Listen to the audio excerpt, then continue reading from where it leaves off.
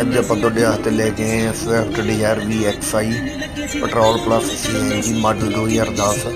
ਸਾਰੀ ਗੱਡੀ good condition 'ਚ ਆ। ਇੰਜਨ ਗੇਅਰ ਦੀ ਬਹੁਤ ਚੰਗੀ ਹੈ ਗੱਡੀ, ਸਾਫ਼ ਆ, ਅੰਦਰੋਂ ਵੀ ਸਾਫ਼ ਆ। ਨੰਬਰ ਦਿੱਲੀ NOC ਮਿਲ ਜੂਗੀ। ਜੇਕਰ ਕਿਸੇ ਵੀਰ ਨੂੰ ਚਾਹੀਦੀ ਹੋਵੇ ਤਾਂ ਉੱਤੇ ਦਿੱਤੇ ਹੋਏ ਨੰਬਰਾਂ 'ਤੇ ਕੰਟੈਕਟ ਕਰ ਸਕਦਾ। ਧੰਨਵਾਦ। ਵੀਡੀਓ ਨੂੰ ਲਾਈਕ ਐਂਡ ਸ਼ੇਅਰ ਸਬਸਕ੍ਰਾਈਬ ਜ਼ਰੂਰ ਕਰੋ। ਧੰਨਵਾਦ।